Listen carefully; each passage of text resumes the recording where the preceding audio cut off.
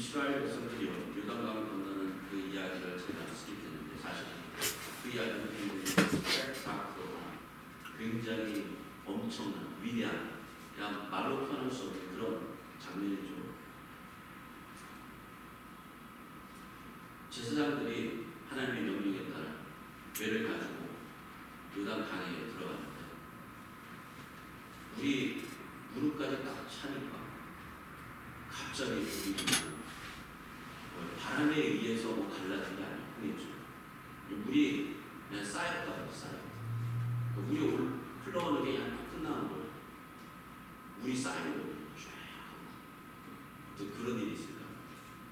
그러니까 이 이야기를 듣고 이 하나님의 놀라운 자신들이 여태까지 그런 일을 경험할 수도 없고 들을 수도 없는 그런 놀라운 일들을 듣고는 이 요단 서편에 있는 요단 동편에서 이제 서편을 지나가는 이 서편에 있는 가나안 족속들, 아모리 족속들 모든 왕들과 해변 이 블레셋 족속에 있는 그 가나안의 모든 왕들이 그냥 이 요단물 이거 하나로 하나님께서 이스라엘 백성을 건너게 하셨다는 그걸로 마음이 그냥 완전히 다 녹아버려.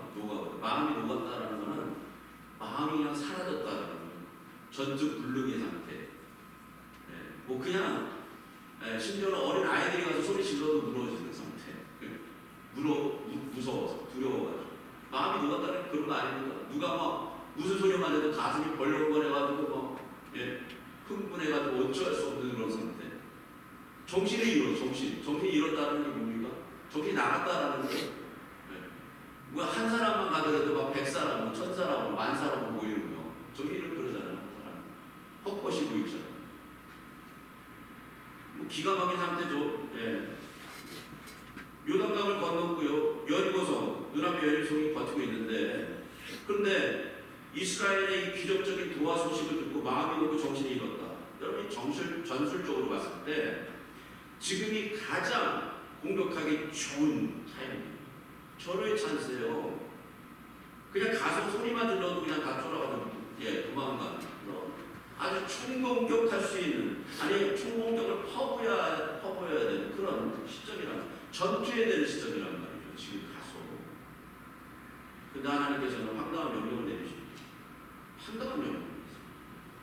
모든 군사에 그것도 이제 전투에 나가서 가장 활발하게 싸울 수 있는 그 사람들 할례를 안 받았던 사람들 40대 전까지잖아요. 그 사람들이 사실은 가장 용맹하게 싸울 수 있는 힘이 팔팔한 사람들인데 그 사람들한테 뭐라는 거예요? 모든 군사에게 할례를 합니다. 여러분 이미 요단강을 건넜습니다. 하나님의 능력과 권능으로 가르며 건넜잖아요. 다시 돌이킬 수 없는 상황이에요. 그죠? 뭐 거기 군사들만 건넜습니까? 아니잖아요. 이스라엘 백성 다 건넜잖아요.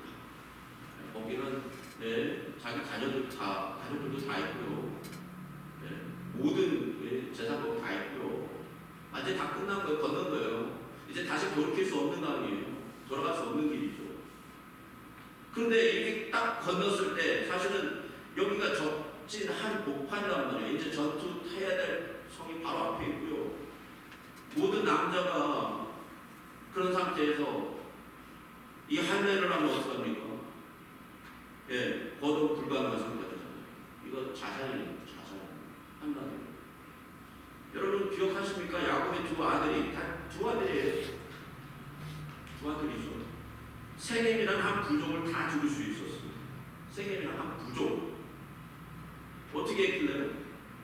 야곱의 아들들에게 속아서 할례를 했더니 그냥 꼼짝 못하는 거예요. 두 사람이 가서 다 죽어버렸어요. 한 부족을. 그게 할례. 남자들은 꼼짝 못한단 말이죠. 할례하면. 여러분 적군의 속을 안에서 적의 성을 앞두고 할례를 해낸다? 자살력이죠. 근데 하나님께서는 할례를 명하셨습니다. 여러분 왜일까요?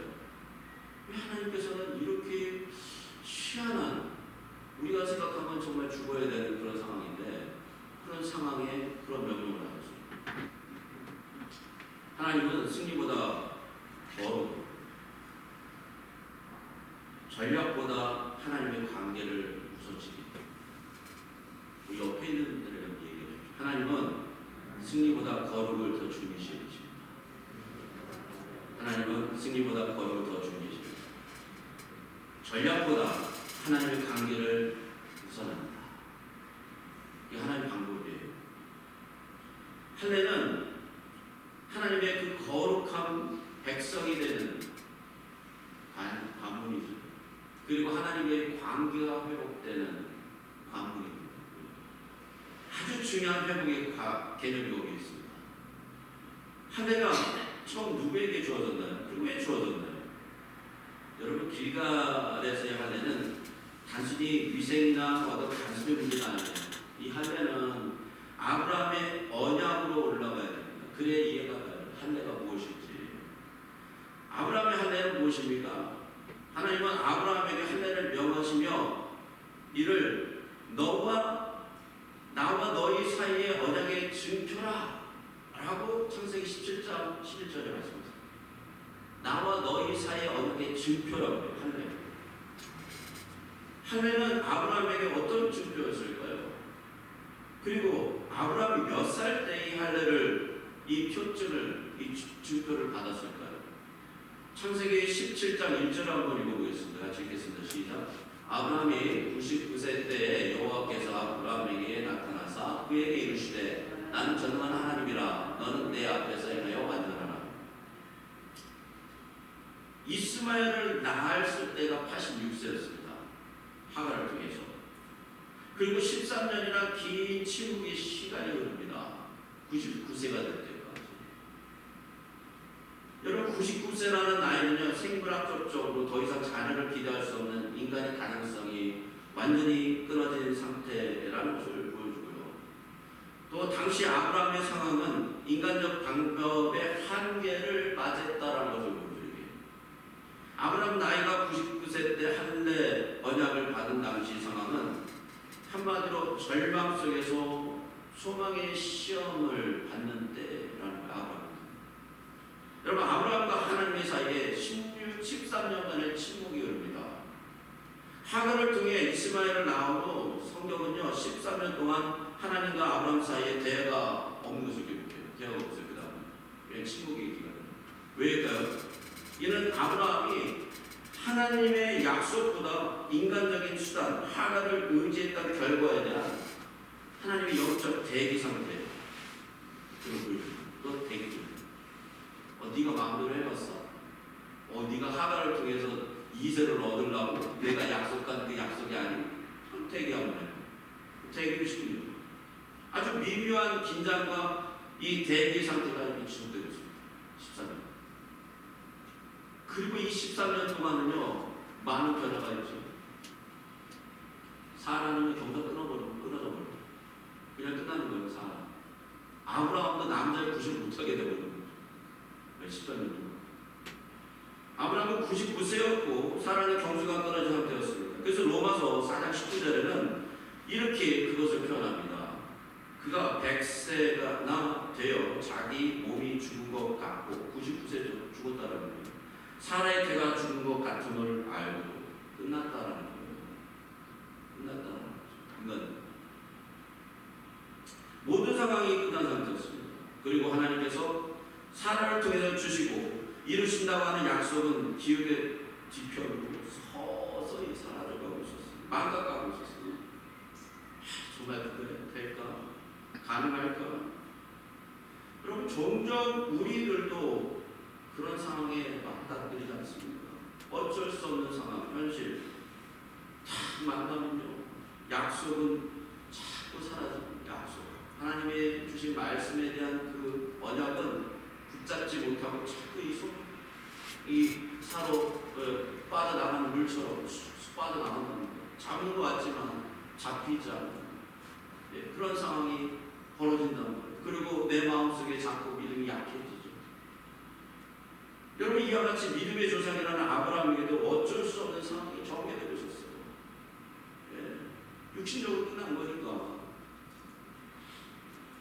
또한 이스마엘이라는 아들 때문에 안주할 수 있습니다. 그래도 아브라함은 낳았잖아요. 하갈이라는 여종을 통해서.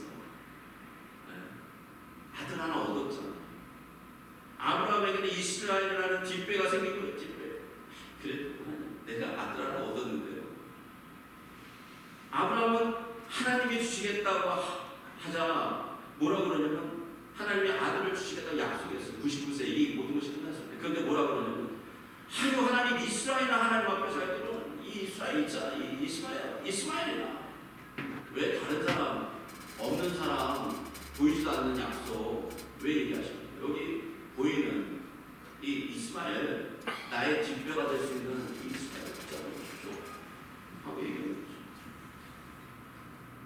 즉 하나님의 약속보다 현실적인 대한 이스마엘 만족하고 있는 상태였어요. 아브라함은 그렇게 만족합니다. 그게 인간이잖아요. 우리의 삶도 이와 같지 않습니까? 우리는 즉각 현실에 순종하고 복종해요.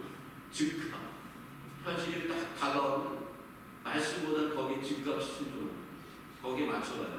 딱 모든 걸 다 조정하죠. 이겁니다. 주님이 이렇게 인도하시는군요. 말씀 상관없어요. 현실 중요해요. 그러나 하나님의 말씀과 언약에는 즉시 순종하잖아요. 그렇게 살면 힘든데요. 그렇게 살면 내가 sacrifice 해야 되는데, 내가 손해를 봐야 되는데, 순종하죠. 복종하기 싫어요. 그럼 이거는 누구나 가지고 있는 죄된 본성이죠. 죄된 본성이 여자야. 우리 속에 살아있다는 것이죠. 자, 그럼 왜 하나님께서는 아브라함이 99세 때 한 해를 병하셨어요? 왜 99세? 모든 게 다 끝난 상태에서 한 해 행해라 라고 하셨을까요? 아니 굳이 이 나이에 아브라함을 찾아와 이름을 아브라함에서 존귀한 아버지에서 아브라함 열국의 아버지, 만국의 아버지로 바꿔주시고 또 사례는 나의 공주 마이 프린세스인데에서 사라 열국의 어머니, 만국의 어머니라. 아니 왜 이름도 바꿔주면서 왜 할례를 해놓고 하셨을까요? 하나님은 창세기 17장 1절에서 자신을 처음으로 뭐라고 표현하냐면 나는 전능한 하나님이다. 엘샤다이라고 엘샤다이. 전능하시다라는 걸 모든 걸 가능하게 할 수 있다. 죽은 태도 살릴 수 있고 너희들의 비전이 죽었어. 내가 살릴 수 있다. 이게 엘샤다이죠. 우리가 믿는 하나님은 누구세요? 그저 나를 조금 복되게 해주시고 나를 조금 보살피시는 하나님을 믿으십니까? 그러면 여러분 하나님을 제대로 믿는 게 아니에요. 하나님은 전능하신 하나님이세요. 천지를 창조하시고 만물을 주장하시는 만왕의 왕이시고 모든 것을 자신의 마음대로 이끌어 가시는 거죠. 전능하신 하나님이죠.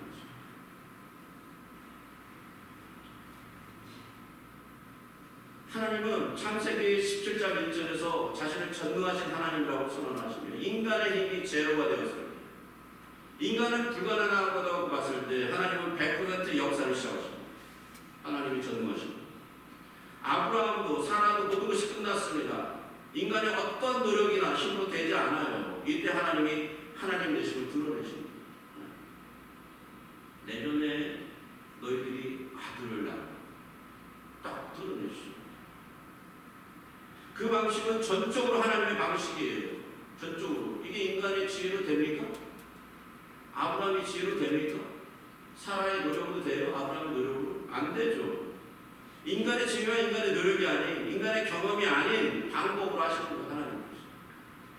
여러분 그게 할례의 의미예요. 그게 할례의 의미라는 거예요. 우리가 할례의 의미를 다른 데 찾는 게 아니라 아브라함이 받았던 할례는 다 그거예요. 할례는 남성의 생식기 끝을 베어내는 것이다 라고 생각하는데 그것만이 아니라는 것이죠. 여러분 왜 남성의 생식기의 표피 끝을 베어내는가? 그 이유가 뭘까요?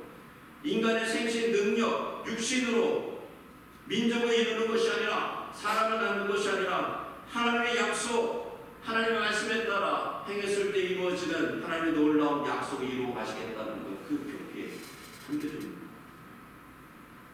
그 고백, 아브라함이 조상의 몸에 그걸 새긴 거예요. 그리고 그것이 그들의 정체성이 되는 것입니다. 그게 정체성, 이 남아있는 거예요. 정체성이란 뭡니까? 남아있는 거잖아요. 자신이 생각했을 때 난 누구라고 생각합니까? 그게 정체성이잖아요.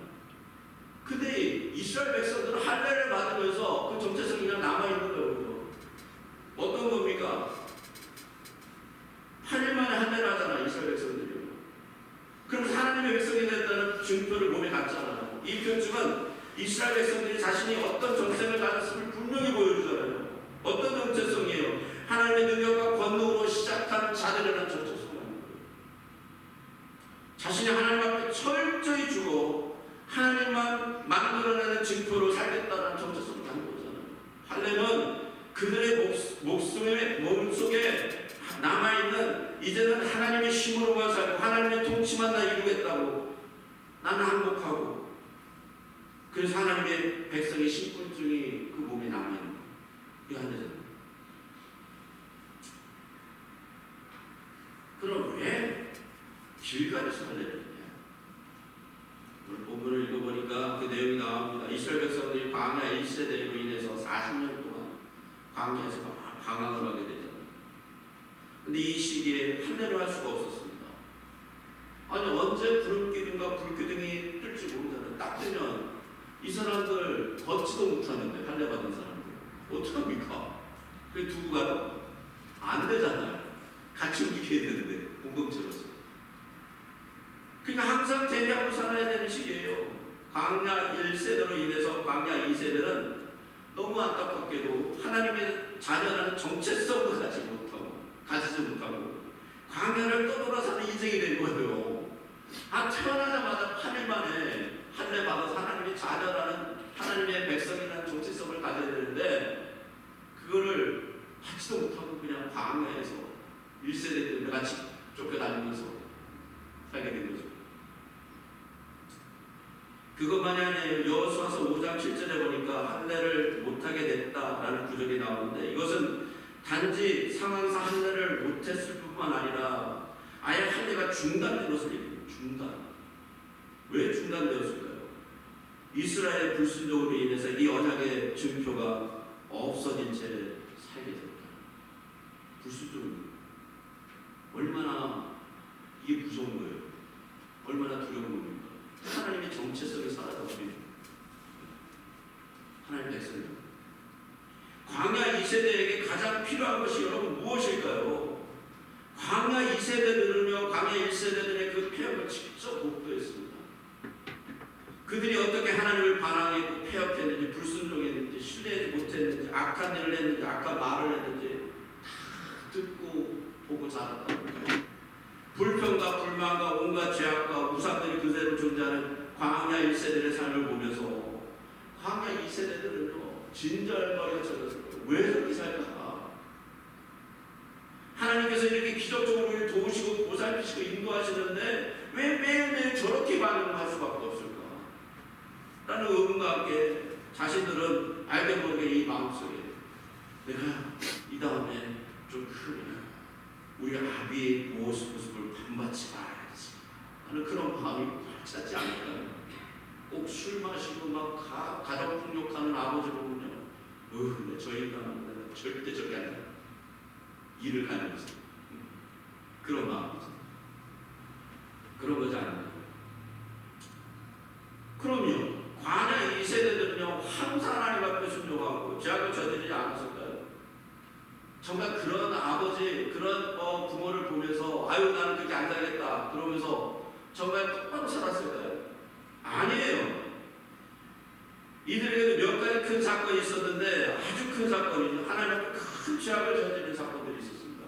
첫 번째는 가데스에서 무리바 사건, 민수기 20장. 여기는요 광야 세대가 거의 끝나가는 시기에 거의 이제 40년 거의 가까이 시기인데 물이 없자 광야 2세대들은 모세 아론을 원망했어요.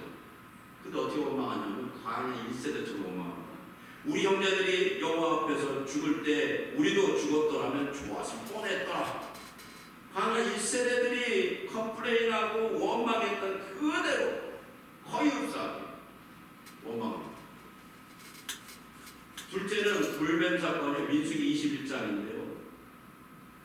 길로 인해서 마음이 상했어요. 돌아가라고 이게 하나님이 이 에셀 땅을 그냥 지나가지 말고 돌아가라. 근데 그게 마음이 상했어요. 그래가지고 하나님하고 모세한테 그냥 불만이 이만큼 올라왔어요. 그래서 불만을 막 터뜨렸어요. 그랬더니 그냥 불배 부분에 가지고 다 불리겠잖아요. 그랬더니 이게 불만하는 거예요. 어찌하여 우리를 애굽에서 인도하되 이 광야에서 죽게 하니까 하고 원망을 막 합니다. 이 역시 1세대, 광야 1세대의 고질적인 불평 습관을 보여줍니다. 똑같아요. 어떻게 보면. 셋째는요, 이게 아주 큰 죄악인데요. 이건 나중에 아주 이 심각한 죄악으로 이스라엘 백성들을 한동안 괴롭혔던 이 죄악인데, 바알보올의 사건이에요. 민수기 25장에 나옵니다. 요단강 도하 직전에 이거는 이제 40년 막 끝날 때 도하 직전인데 모압 여인들의 유혹에 빠져서 바알보올에, 그러니까 바알이라는 그 신상에 절하며 가담하는. 근데 그 세대가 바로 광야 2세대입니다. 2세대. 왜요? 이제 노아 직전이잖아요. 요단강 건너기 직전에 40년 다 끝난 거예요. 광야 1세대 다 사라진 거예요. 광야 2세대가 남은 거예요. 결론적으로 광야 1세대와 광야 2세대는 다 하나님께 반항하고 불평하고 아주 끔찍한 죄악들을 저질렀습니다. 그런데 한 가지가 아니라 좀 다른 것이 있어요. 그럼에도 불구하고 광야 2세대를 약속의 땅을 차지할 준비가 세대가 됩니다. 왜일까요? 이들의 차별점은 다음과 같은 사건들에서 나타납니다. 첫 번째 사건은 자발적인 전쟁 참여와 승리. 민수기 21장에 나옵니다. 광야 1세대들은요, 가나안 거인을 보고 무서워하여 애굽으로 돌아가는 것을 하나님의 명령이 귀에 안 들렸습니다. 그런데 광야 2세대는 아모리산, 시원, 바사목, 왕옥 그들과 전쟁에서 물러서지 않고 나가서 전투를 해요. 승리해요. 무서워하지 않습니다. 이는 그들이 두려움을 극복하고 하나님의 약속을 신뢰하기 시작했다라는 걸 보여주는 거예요. 이게 더 이상 광야 1세대과 같이 하나님의 군대로서 적군을 두려워하거나 무서워하지 않고 하나님께 함께 하신다면 그것으로 승리할 수 있다는 하나님에 대한 믿음과 신뢰가 광야 2세대들에게 있다는 것, 그 마음속에 놀라워요. 사랑하는 베리 중앙당국의 성도 여러분, 여러분은 믿음의 전쟁을 지금 하고 계십니까? 아니면 그 전투에서 도망가고 싶어 하십니까? 광야 1세대로 살고 싶습니까? 광야 2세대로 살고 싶습니까? 우리 다 죄인이에요. 광야 1세대, 2세대는 다 죄인이에요. 한 가지 다른 게 있어요. 뭘 하나님 신뢰하고 믿는. 여러분, 슬로우 보아스의 딸들의 청혼을 보면 민수기 27장에 보면 슬로우 보아스의 5딸이 나오는데 광야 2세대들이거든요. 아직 가나안 땅을 정령하기도 전에 자신들에게 주어질 그 기업의 땅에 대해서 논의를 합니다. 이거 주십시오. 아니 우리가 땅이 있지만 그래도요, 하나님 우리가 광야 2세대로서 이 가나안 땅을 받을 그런 존재들인데 어떻게 우리가 딸들이라고 그걸 쏙 빼먹을 수 있습니까? 하나님이 반드시 주시겠다는 그 땅이라는 것을 확고한 믿음이 광야 2세대에게 있었다는 게, 그게 보편적인 정서였다라는 게 증명된 사건이 이게. 우리는 반드시 들어가서 그 땅을 가질 수 있다. 그럼 참 왜 그걸 요구하겠어? 아니, 땅도 아직 가지도 않았는데 광야에서 분명한 믿음이 있는 거죠. 미래에 대한 소망을 가지고 광야를 진행하고 있었다는 거예요. 미래의 소망. 아무런 소망이 없이 광야에 산 것이 아니라 분명히 하나님께서 약속하신 소망을 붙들고 살아가고 있는 세대가 바로 광야 2세대라는 것이죠. 여러분, 여러분의 소망은 무엇입니까? 우리의 소망이 어디에 있어야 됩니까? 그리스도께서 그의 참 제자들에게 약속하신 하늘의 약속을 여러분 가지고 계십니까? 아니면 이 땅만 바라보고 하늘을 보지도 못하며 살고 계십니까? 우리의 소망이 하늘의 소망이어야 되는 걸 아십니까? 거기를 준비하고 살아야 된다는 얘기죠. 세 번째는요, 요단강 도하와 길갈의 한례에 대해서 보여줍니다. 우리가 나눴던 거예요. 광야 2세대의 가장 큰 특징은요, 순종이에요. 순종. 그래서 하나님과 함께 가나안을 정복해라. 순종하라. 물이 넘치는 시기에 제사장들의 앞에 강이 딱 넘치고 있는데, 물이 넘치는 시기에 요단강이 물이 넘치는 시기는 굉장히 길어집니다. 네. 없는 시기는요, 사람이 건너갈 수 있는 10m, 15m예요. 제가 가봤어요. 근데 물이 넘치는 시기에 내가 먹어봤는데, 그때 되면 요단강이 막 넓어져요. 도저히 사람이 건너갈 수 없어요. 물살이 세요. 어떻게 거기 건너? 물이 깊고. 광야 1세대의 홍해 도하는요, 하나님이 갈라 놓으셨고, 그 다음에 수동 쪽으로 거기 건너갔어요. 수동 쪽, 아주 수동 쪽이죠. 근데 광야 2세대는요, 요단강을 수동 쪽이 아니라 하나님의 명령에 따라 능동적으로 가다지지 않은 상태에서 믿음과 순종의 발걸음으로 떼고 들어갔단 말이에요. 이게 광야 2세대의 다른 영성이에요. 오늘 우리가 보았던 길갈의 할례도 이와 같습니다. 적진 앞에서 무장해 있자에 하라는, 이거는 무리한 명령이 아니라 이거 주라 명령이죠. 근데 군설이 없습니다. 난 순종이에요. 이는 광야 1세대 거역과 아주 극명하게 대비되는 모습이죠. 광야 1세대는 그러라고 불평나오죠. 하나님 당신이 어떻게 이럴 수 있습니까? 여호수아 당신 미친 거 아니야? 하나님이 진나 우리를 여기다 몰아놓고 다 죽이려고 그러는 거야. 막 나오겠죠. 광야 1세대는. 근데 광야 1세대는 그렇지 않아요. 하나님 명령 떨어지고 어떻게 해요? 순종 딱 합니다. 특히 할례를 반드시 해야 되는 이유가 있습니다. 바로 애굽의 수치를 여기서 해결해야 되기 때문에 해야 됩니다. 여러분, 길게라는 뜻이 애굽의 수치를 굴러가게 했다, 떨어지게 했다라는 뜻이잖아요. 왜 애굽의 수치를 굴러가게 했다, 떨어지게 했다라는 할례를 해야 될까요? 왜 이런 할례를 해야 될까요? 여러분, 길갈이라는 그 이름도 재밌지만, 그 뜻이 더 재밌어요. 광야 1세대의 수치가 광야에서 계속 진행돼요. 떨어지지 않아요. 항상 붙어있어요. 그들의 마음속에, 그들의 영혼 속에, 그들의 삶 속에. 뭡니까? 툭하고 애굽으로 돌아가고 싶다. 애굽의 그 노예 근성, 다시해서 그 불신앙이 그대로 붙어 다니는 거예요. 애굽에서 먹었던 게 그립고요. 애굽에서 즐겼던 게 그립고 보고 싶고요. 애굽에서 놀던 것이 눈에 아른거리고요. 하나님의 부르심을 받았지만 그들의 정체성은 완전히 노예였어요. 완전히 죄의 노예, 세상의 노예, 물질의 노예, 자기 생각의 노예. 그대로 살아갑니다. 이런 정체 속으로는요, 가나안 땅 정복에 단 한 걸음도 나갈 수 없습니다. 단 한 걸음도 움직일 수가 없죠. 전쟁한다고요? 전쟁이 시작되면 조금만 상해봐요. 멀리 도망가거나 애국 가다 그러거나 불평, 불만 가득하고, 이런 상태를 어떻게 적응해서 못 싸우죠. 여러분, 애국의 수치는 단지 할례를 받지 못했다라는 것이 아니에요. 애굽의 수치는 그들의 정체성의 문제였어요. 하나님의 영원한 군대가 되어서 하나님의 나라를 이뤄가야 되는 그런 엄청난 정체성을 다 잃어버리고 여전히 노예로서, 세상의 노예, 인생의 노예, 자신의 삶의 노예, 자신이라는 우상의 노예가 되어가지고 거기에 끌려다닙니다. 여러분, 광야 2세대가 광야에서 1세대 폐역에 일부 동참하기도 했고요. 또 하나님은 광야 40년의 연단과 길갈의 할례를 통해서 그들의 내면에 남아있던 애굽의 흔적, 죄의 노예의 흔적, 세상의 노예의 흔적을 완전히 끌어내라고 하신 것이 바로 길갈의 할례입니다. 그리고 여리고라는 그 가나안 땅에서 가장 크고 가장 강력한 성읍 앞에서 할례를 하라고 명하십니다. 그래서 당당히 죽을 수 있는 위험 상황 속에서 너희가 무엇을 택할 것이냐? 하나님의 할례를 택할 것이냐?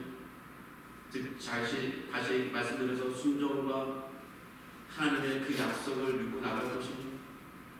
아니면 너희들의 그 힘과 너희들이 갖고 있는 그 병력과 오합지졸이죠. 그거 가지고 있는 그거 가지고 한번 싸워볼 것입니다. 광야 2세대 완벽한 세대가 아닙니다. 알잖아요. 제가 세 가지 예를 드렸잖아요. 그들은 그러나 하나님의 훈련에 반응하여 어떻게 합니까? 말씀에 반응하여 자신을 쳐서 복종시키는 세대가 였다. 그래서 가나안의 주인이 될 수 있었다. 이것이 오늘날 우리에게 주는 교훈이 있습니다. 광야 1세대로 남을 것이냐, 광야 2세대로 가나안 땅을 점령할 것이냐. 여러분, 가나안 쪽이 정복이라는 사명을 앞두고요, 하나님은 그들에게 군사하기 전에 하나님의 언약의 백성임을 먼저 각인시켜 주는 것입니다. 승리의 전략보다는 하나님의 거룩함과 순종을 택하라는 것이 바로 주의관의 할례입니다.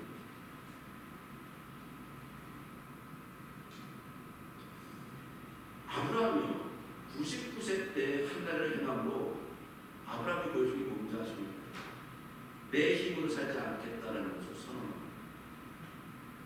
이스라엘 백성도 가나안 정복 앞에서, 큰 과업 앞에서 길갈의 할례를 통해서 전쟁은 칼에 있지 않고 하나님께 있다라는 것을 몸소 몸에 새기는 거예요. 그게 구약의 할례예요. 근데 이게 신약의 할례는 어떻게 바뀌었나? 여러분, 구약의 할례가 신약에는 세례가 됩니다. 세례가 됩니다. 사도 바울은 골로새서 2장 11절에 할례의 의미를 그리스도의 세례와 연결시켜서 이렇게 얘기합니다. 우리 한번 같이 읽어보겠습니다. 시작. 또 그 안에서 너희가 손으로 하지 아니한 할례를 받았으니 곧 육의 몸을 받는 것이요 그리스도의 할례니라. 뭐라고요? 육의 몸을 받는 것이요. 길갈의 할례는요, 90도를 가지고 육체 표피를 베어내는 옛사람의 죽음을 상징합니다. 하나님은 철저히 의지하겠다라는 어떤 복종의 의미를 육신에 새깁니다. 그런데 놀랍게도 우리가 받은 그리스도와 함께 세례받았다는 것은 그리스도와 함께 죽고 그리스도와 함께 영적으로 부활하는 그 세례를 받은 것을 얘기해요. 그러면 어떤 일이 일어나느냐? 육신의 몸을 벗고 그리스도께서 우리 안에서 역사하는 하나님의 놀라운 성령의 할례가 진행됩니다. 그 할례를 통해서 하나님께서 하나님의 일들을 이루어가시겠다 하는 약속이에요. 여호수아서 5장에 보면 5장 오늘 본 마지막 부분은 아주 재밌는 말씀이 나오죠. 할례를 하고 유월절을 지키게 됩니다.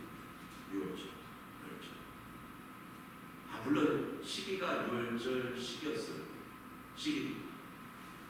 근데 이 할례와 유월절이 어떻게 그렇게 맞닥뜨려지게 하나님은 그 장소에 인도했고, 그리고 또 할례와 유월절을 그렇게 연결시켜서 할 수 있게끔 하셨나?